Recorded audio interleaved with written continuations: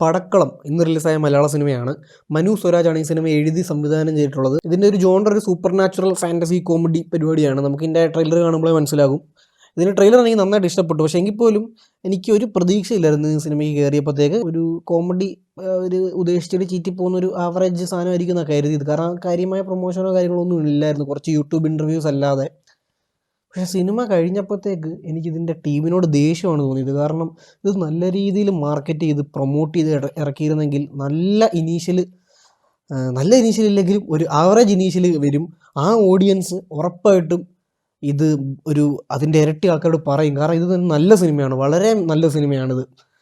അതും സുരാജും ഷറഫുദ്ദീൻ ഇവർ രണ്ടുപേരെയും വെച്ച് മാത്രം കുറച്ച് ഇൻ്റർവ്യൂവും അങ്ങനെ എന്തെങ്കിലുമൊക്കെ ചെയ്താലും മതിയായിരുന്നു. ഇതിൽ ആകപ്പാടെ ഷറഫുദ്ദീൻ 1-2 ഇൻ്റർവ്യൂ വന്നതല്ലാതെ ബാക്കി മൊത്തം ഇതിലെ ഈ പുതിയ ഗ്യാങ് ഇൻ്റർവ്യൂ ഒക്കെ കൊടുത്തത്. അതുകൊണ്ട് തന്നെ ആർക്കും അറിയത്തില്ല ഈ സിനിമ ഉണ്ടെന്ന്. നല്ല രീതിയിൽ മാർക്കറ്റ് ചെയ്തിരുന്നെങ്കിൽ നല്ല ആൾക്കാരിലേക്ക് ഇത് മൗത്ത് പബ്ലിസിറ്റിയിലൂടെ എത്തിയേനെ. അപ്പം എനിക്ക് ആ ഒരു വിഷമം വന്നു, നല്ല രീതിയിൽ പ്രൊമോട്ട് ചെയ്യണമായിരുന്നെന്ന്. ഇത് ട്രെയിലറിൽ കാണിച്ച എക്സാക്റ്റ് പരിപാടിയാണ്, അതേ ജോണറും കാര്യങ്ങളും ഒക്കെ തന്നെയാണ്.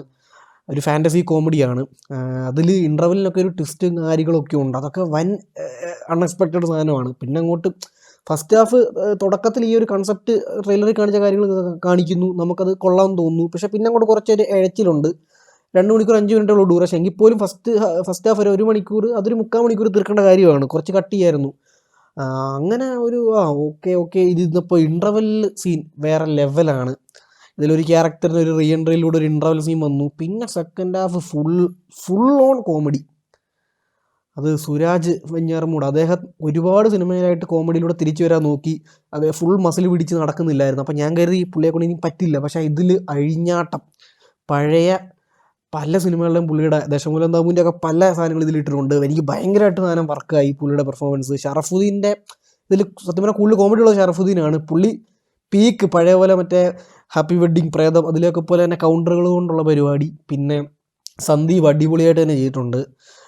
ബാക്കി കൂടെയുള്ള അവർ 3 പേരും, ഇപ്പോൾ സാഫ് ബോയ് ആണെങ്കിലും കരിക്കിലൊക്കെ അഭിനയിച്ച, എനിക്ക് അദ്ദേഹത്തിൻ്റെ പേര് മറന്നുപോയി. പിന്നെ ഇസറ്റി കുഞ്ഞമ്മയുടെ ഡിസൈനേഴ്സിലെ ഒരാളായിട്ടുള്ള അദ്ദേഹവും ഇവർ 3 പേരും നന്നായിട്ട് ചെയ്തിട്ടുണ്ട്. അപ്പം എനിക്ക് നല്ല രീതിയിൽ വർക്കായ സിനിമയാണ്. ഇതിൽ എന്തെങ്കിലും നെഗറ്റീവ് ഉണ്ടെങ്കിൽ ഞാൻ പറയില്ല. അത് ഫസ്റ്റ് ഹാഫ് ഒന്ന് ട്രിമ്മാക്കായിരുന്നു. പിന്നെ സെക്കൻഡ് ഹാഫിൽ ചിലയിടത്തൊക്കെ ഒന്ന് ഡൗൺ ആയി പോകുന്നുണ്ട്. പക്ഷെ അവിടെയൊക്കെ ഇവരുടെ ഈ ഷറഫുദ്ദീനെ സുരാജ് ഇവർ രണ്ടുപേരും ഓപ്പോസിറ്റ് നിന്നുള്ള കട്ടക്കുള്ള പെർഫോമൻസിൽ തിയേറ്ററിൽ പല സ്ഥലത്തും പൊട്ടിച്ചിരി. ആകെപ്പാടെ 10-20 പേരെ ഉള്ളായിരുന്നു ആ ഷോയ്ക്ക്. പക്ഷേ എല്ലാവരും ഒരുമിച്ച് ചിരിക്കുന്ന സീൻസ് ഉണ്ട്. എൻ്റെ ജോണർ ഒരു ഫാൻറ്റസിയാണ്. അപ്പോൾ ഫാൻറ്റസി ആർക്കെങ്കിലും ദഹിക്കത്തില്ലെങ്കിൽ മാത്രമേ ഒരു മടുപ്പ് വരത്തുള്ളൂ. അല്ലാതെ എല്ലാവർക്കും വർക്കാവും. കോമഡിയൊക്കെ നന്നായിട്ട് വന്നിട്ടുണ്ട്. എനിക്ക് പേഴ്സണലി നന്നായിട്ട് ഇഷ്ടപ്പെട്ട സിനിമയാണ്. അപ്പോൾ ഈ സിനിമയ്ക്ക് എൻ്റെ ഒരു റേറ്റിംഗ് 3.5 ഔട്ട് ഓഫ് 5 ആണ്.